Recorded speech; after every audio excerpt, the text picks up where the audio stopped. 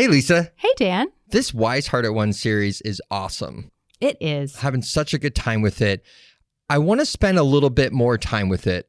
Maybe we should create something. That's a great idea. Maybe something like a study guide? A study guide? Yes. That sounds awesome. Where would I get that at? Well, actually, if you go over to soulmakers.org/BeMakeDo, you can download a free Wise Hearted One study guide right now. It's got lots of great questions, some word studies, and a little bit of commentary for you and maybe a group of people to go through together. That's awesome. Guess what I'm going to do right now? What are you going to do? I'm going to go to soulmakers.org/BeMakeDo. And download your free study guide.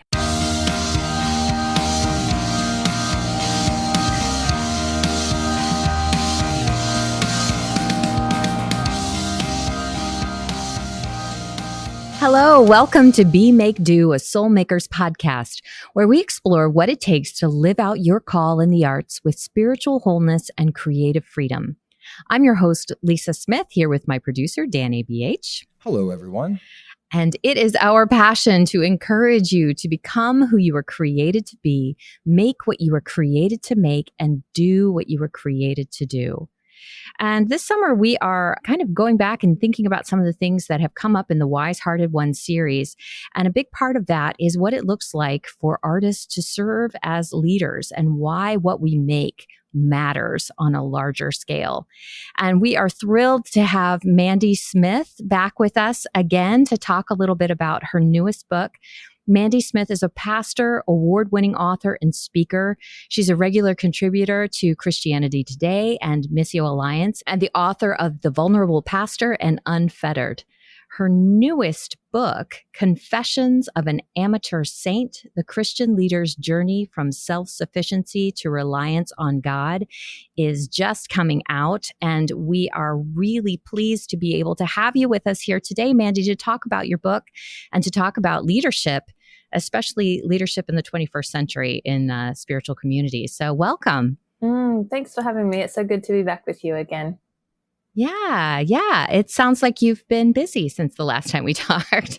Yeah. It's so funny though, because all that sounds kind of impressive when you mention the books I've written. Most of them were just like, I have to figure this out and maybe it would be helpful to somebody else. It's almost like the kind of thing that I can't do anything else until I get these things out of me somehow, which I think is probably true for many creatives, that it's just kind of burning a hole in your heart until you can figure out what this thing is out of either frustration or joy or a bit of both, So this book especially feels very much that way. Really? So it was something that you've been struggling with or chewing on for a while and just had to share. It began with about 40 or 50 or 60 different confessions that I was just journaling every morning out of my own frustration and longing for God in a kind of crisis season. And at some point realized, maybe this would be helpful for other people to see behind the scenes of what leaders wrestle with to be able to stay true to the things that they claim. But I wasn't, of course I've edited it since, I've changed some names and that kind of thing. But it actually feels a little funny to think that this is being published now, because for a year or two I was writing it without realize I was writing a book, So, wow. Sometimes you just can't not do something. Right. Well, it's such a beautiful title too, Confessions of an Amateur Saint. And I think about immediately, as you're talking about writing confessions, I'm thinking about Augustine's Confessions. And when I read that book, and then actually I read it in seminary, we were invited to write our own confessions in that space. And it really was powerful to kind of look back on my journey and put it through that lens and think about it from a spiritual. So why did you choose that title, and where did this whole idea come from? Well, interestingly, it actually started as a project that I was doing for my DMin at Eugene Peterson Center at Western Seminary, which is an amazing program if anybody is interested. And they have such a space for creativity, because imagination was such a big thing for Eugene Peterson. And so there it was actually called Confessions of a Secular Saint. And so part of the amateur and the secular, they both are good for different reasons. The secular piece, because this is about confessing how even as Christian leaders, we bring our our secular habits of professionalism into our work. And usually to be a professional in the rest of the world means to be pretty self-sufficient and to have all the answers yourself. And so that theme of professionalism comes up, and what does it mean to be a Christian professional? And so, of course, then amateur is an important word as well, to somehow be tapping into the thing that we knew before this was our job, and that connection to God, which actually fuels what is now our job, which is a very strange situation to be in. So it's not a confession of sin in the usual kind of juicy way. Maybe my readers will be disappointed about that. I don't sin in a lot of like vice kinds of ways, but I am really sinful when it comes to depending on myself. And I think that's the core of every sin, you know. So the amateur and the secular both are about knowing our dependence on God again. And so the confessions are both confessing the ways that I, on a daily basis, even though I think and talk about this all the time, on a moment by moment basis, when there's an anxious moment, my first reaction is, how do I fix that? You know? And so I'm confessing all the ways. I just want to feel successful. I just want to be in control. I just want to force outcomes. I just want to see miracles. I just want to feel strong. Those things are deep in us. And I do think it's a secular habit. And so I'm confessing in very practical ways, the ways that I'm tempted to go in those directions. And then the other meaning of confession, of confessing faith again. So at the end of each confession of turning from God, there's a confession of faith again that says, even if I can't see it yet, I'm choosing to trust you in this impossible situation. So, I hope that is somehow helpful to folks who are feeling all of those tensions as well. Yeah, I love that. A couple years ago, I really latched on to the word confession as, for me, something about just confessing the truth to God about where I am. You know, to just be able to say, God, I confess I'm too tired. You know, I confess I don't want to do this. I don't want to do what you want me to do. Or I confess that I don't want to go to work today, or whatever it is. And the freedom that came with that level of honesty, again, like you said, not so much confessing sin, but just confessing truth, where I am versus where I want to be or should be or need to be, or that kind of stuff. I think confession is a powerful thing in a relationship. Absolutely. And so many of the Psalms that begin that way turn into thanksgiving and praise. You know, that's actually a part of the process. I think we feel like, oh, I shouldn't be thinking this, or I shouldn't be feeling this, so I'm just going to go over here and figure it out by myself and then come back to God when I'm in a better place. But what a resource we have, that God himself is the one who he can take it, you know, for us to just be like, this is ugly, this is gross, I'm confused. I'm showing you wherever I am, Lord, and trusting that maybe even in the outpouring, I'll turn a corner and discover God has not forsaken me, and there is a resource that I had forgotten there, you know? Yeah. Well, so what was it that, I know this was something that you were thinking about in wrestling, but what did you feel, what kind of led you to say, okay, this is a book that other people might really be able to benefit from as well? What are you kind of hoping? Yeah, I think it was just realizing how much we're all in a pioneering kind of moment in the church in the West. And so I've been in a very pioneering kind of context in my local ministry, and I'm not a natural pioneer. I'm a settler at heart. And so, you know, I think I'm the kind of person where if you put me somewhere for 40 years, give me some people to love, I'm like, great, you know, but every single situation I've been has had a significant pioneering kind of element. And so a lot of these confessions have come from all the ways I felt in over my head and just unsure of the outcomes. You know, it's very hard to cast a vision for something that you haven't seen yet, you know, but that's kind of the job. And so I just, as I was talking to friends and just watching trends in the church in the West at the moment, noticing how much, partly because of COVID stuff and political stuff, but partly just also the significant changes in the Western church with, you know, post-Christian kind of turn. And I think honestly, the US it's having like a whiplash moment, So growing up in Australia and, having lived in the UK, and other people I talk to who are in Canada or New Zealand or South Africa, like there are ways that those places all have something in common, where there's been a post-Christian kind of reality for a very long time. Even growing up in the 70s, that was just kind of the way it was.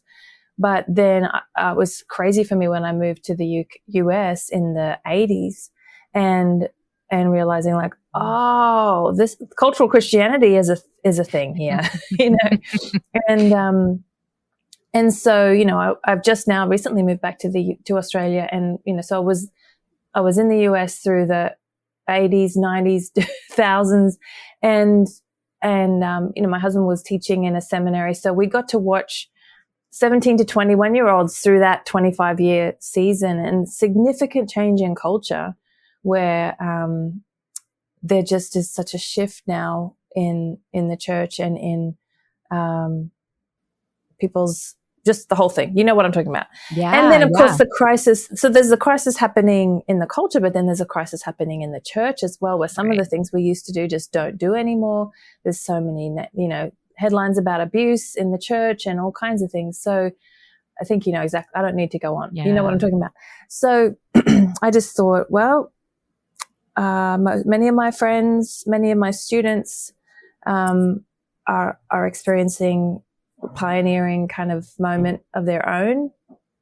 And so, I'm happy to share this if it's helpful in any way. Right. Well, I think I was thinking about how this kind of connects with our audience of primarily artists and creatives, some in quote unquote in ministry and others just in the creative industries, wherever they are. Yeah. But one of the things that we are big proponents of for Be Make Do and Soul Makers is that artists are called to serve as leaders, or at least some of us are, but that really art is a leadership thing, that we lead through these cultural artifacts and experiences and experimentations. It's always been the case that artists are on the forefront of new movements and breaking, open things for the wider public. And a lot of stuff starts way, way, way conceptually upstream that, then filters down.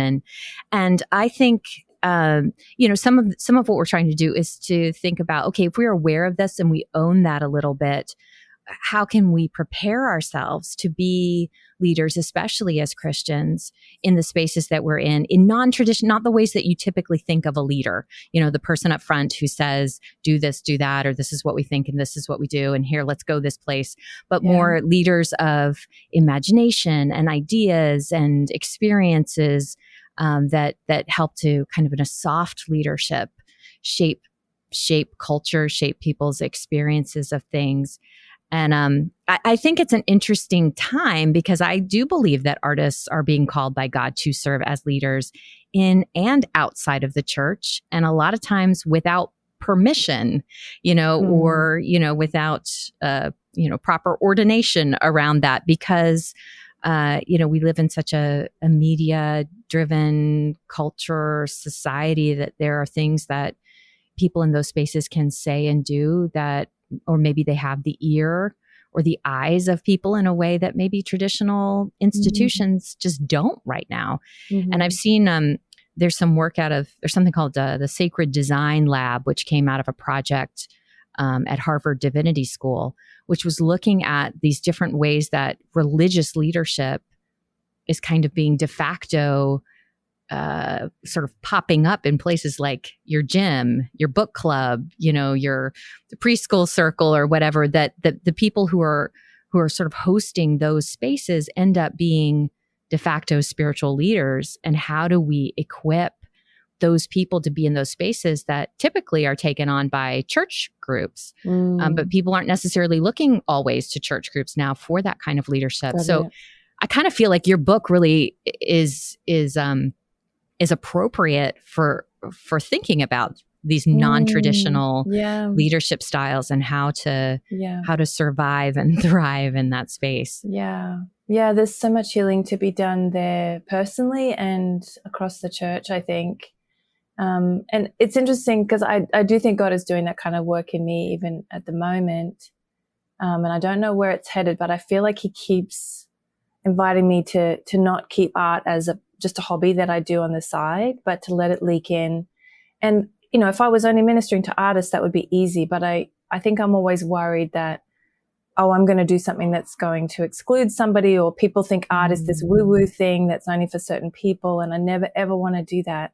But at the same time, there are some sensibilities that I think artists bring that are really essential right now, and that I think are disarming at a time when, you know, people outside of the church are often turned off by the belligerent way that Christians have behaved, or the abusive way. And then within the church, there's a lot of baggage with leadership that looks a certain way. And so art just kind of sets aside some of that, because, you know, it feels like you're sharing something of yourself. And so it is a beautiful thing to watch, especially in a post-Christian kind of context where we're kind of over dogmatic stuff and we're over abusive top-down kind of leadership. And so artists have this way of, you know, this is what this book is. It's just like, I'm not telling you what to believe. I'm not telling you what to think. I'm sharing what is meaningful to me, what's saving me. And there's actually visual art in there in addition to my writing, which I hope is a form of art. And I'm happy to share that and hope that it connects with other people, but I don't need to force it upon them. Right. Well, does that kind of go into the arena of, you talk about these leaders as pioneers, these people who may not have had space to be in leadership before, and sort of having to navigate certain dynamics or issues. What are some of the things that you get into in the book about that? Yeah, it's interesting that you say that, actually, because I'm thinking all leaders are pioneers just because the church is changing so significantly. But as you say it that way, I'm just realizing maybe those who have had to be pioneers in other contexts before, actually, like, this is something that we bring to the church. Artists might actually have the skill of like experimentation that brings something fresh to folks who are freaking out because they're used to things being kind of in control. Anyway, that was just like a moment as I was listening to you. What was the question again? Well, I was just kind of asking about some of the issues that these pioneers, or maybe in this pioneering moment, that they're having to navigate, and what you kind of talk to in your book. Yeah. So I think it's really this crisis that we experience in ourselves, where to be a professional, as I said earlier, means to kind of be on top of things. And we can try that for a really long time. In my experience, it has never actually helped for me to just work harder and think more and read more books and go to more conferences and all the things that we try. Maybe somebody else has discovered how to make it to the top of the pile, but I'm glad to know it didn't work for you either. Yeah. No. And it just crushes your spirit, right? Yeah. It just is this performance pressure that actually disconnects us from the source of life and creativity. And so I draw this picture in there of, you know, there's this image throughout all of Scripture, in Jeremiah 17, in Psalm 1, in Genesis and Revelation, this image of a tree that's roots go down to the stream, and whose leaves are always green, and for the healing of the nations, who's bearing fruit every season, many kinds of fruit in some cases, you know, and it doesn't point to itself. You know, there's actually a contrast in the Jeremiah passage where there's a shrub in the desert that is all dry and parched because it has relied on humans. And the tree, on the other hand, that's by the stream, they're living in the same kind of arid place, but one of them is depending on a stream and is letting their roots stretch out deep and be nourished by something outside of itself. And so I drew this strange kind of image of a tree that was trying to be self-sufficient. Like, it's such a beautiful image for a tree's leaves and roots to stretch out, both giving something but taking in from outside of itself. And any time that we're faced with a major challenge or a job that feels too much for us, it's just a normal secular instinct to look inside of ourselves for resources. But if a tree's roots went back into itself, if a tree's branches turned back into itself, then it would just dry up within, I don't know, an hour. It needs all that nourishment from outside of itself. And this is similar to what Jesus says when he talks about the vine and the branches. He says, if you disconnect from the vine, there's not going to be much sap in you and you're not going to be good for anything. And so I think we can also do that kind of backwards personally and with the church. Like, there's a lot of drying up that I see in the church around the world. Yeah. And I think we think, well, we just have to work harder. Has God forgotten us? Is the gospel not good news anymore? Is the Spirit not with us anymore? And it makes us work harder and try new strategies. And I think it's actually an interesting diagnostic of, like, in every place where we personally are just drying up, and no judgment. Like, if you're burned out, this is, not a judgment thing. It's just a good assessment of, like, if I'm drying up, maybe I just need to take a nap. But if a whole life is drying up, or if a whole congregation is drying up, or if a whole movement is drying up, is there some way we need to reconnect? Like, if we disconnected from the sap, that is actually, like, do we really believe that God is the source of everything that we need personally and as a movement across the world? All the creativity, all the energy, all of the goodness, all of the joy is there if we will just stop trying so hard to be self-sufficient. And this is coming from my own experience. The last couple of years have been one of the most difficult seasons of my life and ministry, personally and in the context of my actual work. And I have had seasons where I'm just like, I have no ideas, I have no energy. How can I even do this? I'm so discouraged. And how am I supposed to cast a vision for anybody else when I just feel like this is too much? And it makes no sense, but to somehow, even in the middle of that, like, it's not like, okay, I sorted out all my problems so that I could then go and rest in the Lord. No, like, every single day I go down to the riverbank, and I'm so grateful that I can walk to a riverbank from my house. And I remember that tree whose roots go down to the river, and I draw on something that is outside of myself. And even though I leave that riverbank still with no idea of what the day is going to hold and what all the answers are, I just tell the Lord, whatever the next good thing is, I'll do it. Just tell me. That's all I can do. And after many, many, many, many days of that kind of response, there is life coming in me like I've never known before. It makes no sense. I should be exhausted and worn out, but I'm writing and I'm making art and I'm dreaming of things that just have been released because of that connection to the Lord. And there is life in this little congregation that I think was really just about to close when I came. And not only has it, like, grown in numbers, the spirit of this place has just it's a different place. And I can't take the credit for that. I've done my part. Of course, it's been incredibly hard work, but there is a river whose stream makes us glad, So, and I get it. Like, I still am tempted to see, if people don't come, it's a reflection on me, instead of thinking, like, are they doing okay today? I'm wanting those numbers to be about, this thing finally was successful. And so, I mean, it's not about getting over it entirely, but I think it is about just being aware and trying to catch that, this. I think that's what I'm trying to do here is name the instinct, name the moment in ourselves where we turn that way instead of that way. Because we have all these headlines in the news about leaders doing stupid things. And I think any of us could become that person. Like, I don't think it's a particular kind of person. There's some contexts that put particular kinds of people into leadership and then create an environment which just fosters this narcissism, So I think any person put in that context would turn that way. But I'm really interested in all the different decisions that happen way before somebody does the really obvious stupid thing that splits a church or a denomination. And that's what these moments are in these confessions is just naming that, it's 11 o'clock at night on a Sunday night. I'm still not feeling good about my sermon. People are coming in the morning, and what do I do? Or there's a crisis in my family that is taking all of my emotional energy. And not only do I not have energy to think about my ministry, I don't even know where God is right now. Like, is it time for me to just go away for a while? Or if I'm still going to lead this place, how do I do that with faithfulness?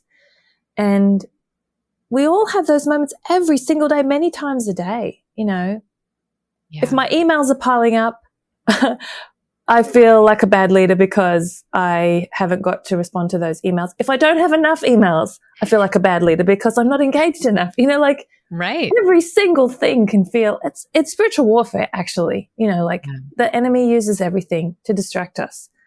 And so I think we need to be wise about that and just aware, you know, I love Jesus' temptations in the wilderness. I don't love his temptations. I love the story because it's those behind the scenes moments that decide, okay, do I turn to the Lord or do I turn to all the other things? Yeah. Yeah. That focus on being faithful in the moment. I love that idea of just noting the moment where you have the choice to turn one way or the other. That can be really powerful. Does that tie into, you talk about in the book about the 7, the internal desires that can often overwhelm Christian leaders? What talk about some of those? Yeah, the chapters are kind of named for the major confessions of, I just want to feel in control. I just want to know the outcomes. I just want to force miracles. I just want to feel successful. I mean, I think we all feel these things, right? And people in scripture felt these things. And sometimes they even got it wrong and God worked anyway. Like, this is not about being perfect, but I think it's an opportunity to ask.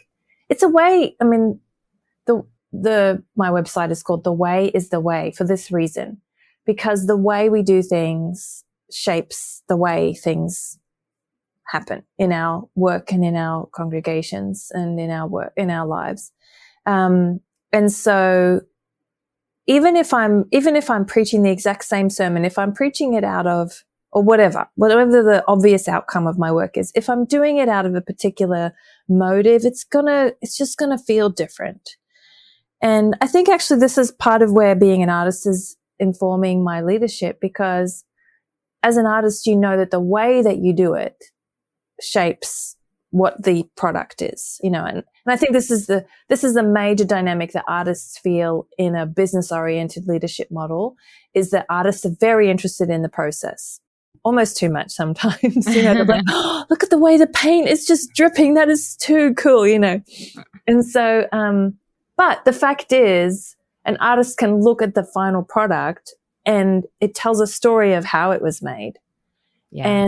And so sometimes I think folks who lead in a more business style don't realize that they're communicating. Like, it's just like, it screams to me, even though nobody's saying, I don't really trust in God, I'm really anxious here. Like, I can hear those messages between the lines in certain kinds of leadership. And so I think this is what I'm just embracing, is that I just went to an art workshop on the weekend, and most of the time we were just experimenting with the ways different inks and paints move on different papers, and different, you know, brushes and things that we were using to create the lines, how each one makes a different kind of a shape. And so I actually wanted to show you one thing that I think is super cool that is connected here, that not a piece of art, one of the things that this beautiful art instructor has made for us. This is called, I'll show it close. This is called a cola pen. And it's just a piece, because it's from a cola can, a Coke can. Okay. Or something. She's taken the metal from a can and made the nib for it.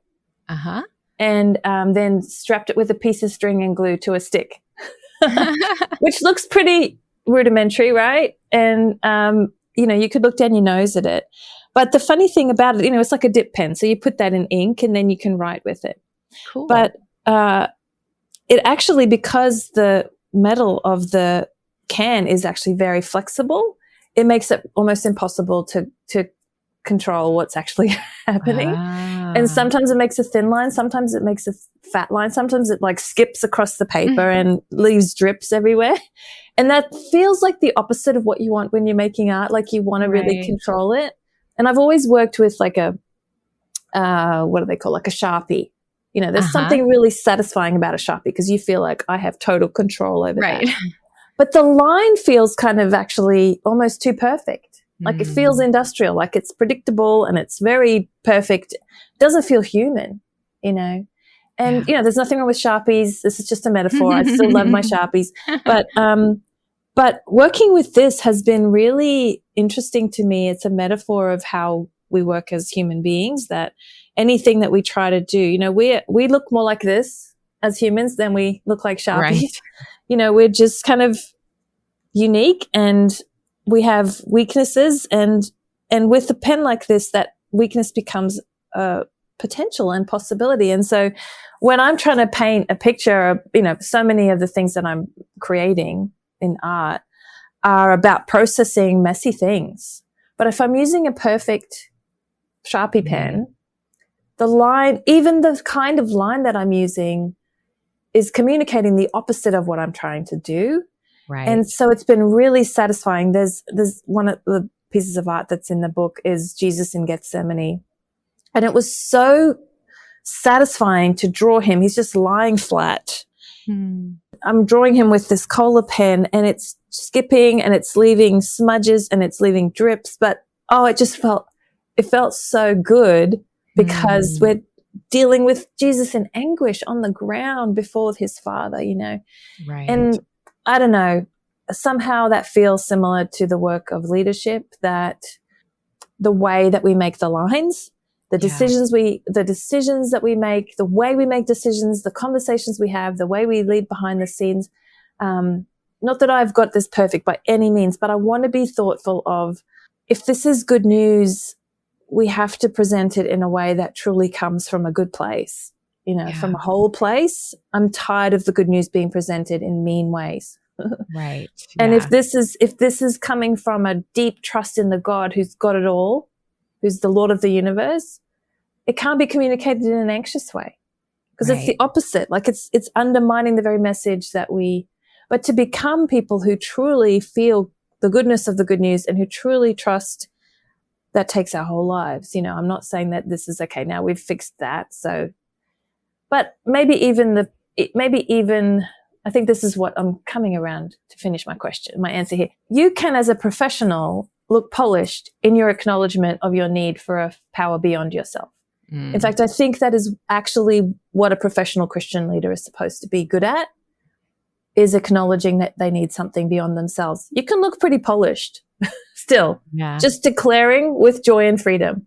So I'm declaring that to you now. I can't do this, you know. My job is not to be God.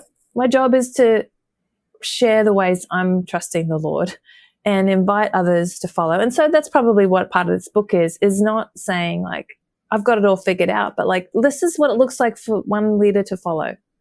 And if it's helpful to you, I hope that it helps you follow too. I love that illustration of the Cola pen. I think that's really a great way of talking about the way that you lead. The process itself is as much about how it all turns out as whatever the final product is. And it makes me think about something we've been considering as well for artists, and I think especially artists of faith. There tends to be a desire for something to happen with what I've created, to impact somebody in some way, to be meaningful in some way. The impact is being left along the way in those trails of drips and imperfections, as much as whatever that final picture might be, that like you really can't control what it finally looks like, but being willing to almost be a little messy, be vulnerable and trusting God with that impact is a different way to be. Absolutely. Well, this is a really wonderful book, and I think it is such a great resource for people. I think that this is certainly a time. I mean, I know I have definitely battled my own burnout times and continue to struggle with some of the things that we've talked about. So it's so great to have. I guess it's almost like having conversation partners when you get to pick up a book and read that somebody understands where you're coming from and has some wisdom and some shared stories. It gives you comfort and also encourages to, pick up and try a new way. So thank you for writing it. We appreciate that. Yeah, I pray that it's a blessing in some way. Thank you so much for taking time to talk with us about your book and to update us on what's going on with you. I'm excited for it to be. When will it be coming out? Confessions comes out in October. Perfect. Wonderful. Well, we look forward to seeing that. And you can pre-order it now. And where can people pre-order? It's on the Nav Press website, but also on Amazon and anywhere that you buy books. I try to encourage people to go to Hearts and Minds bookstores, which is a wonderful ministry bookstore. I think it's just one store, but he has a website and you can order through him as well, just to support his wonderful work. He's there in Pennsylvania, I believe. Okay, good. But he has a website you can order online. So if you're wanting to support a local independent family-run Christian bookstore, Hearts and Minds is amazing. Wonderful. We'll put the link to that in the show notes so that people can go there.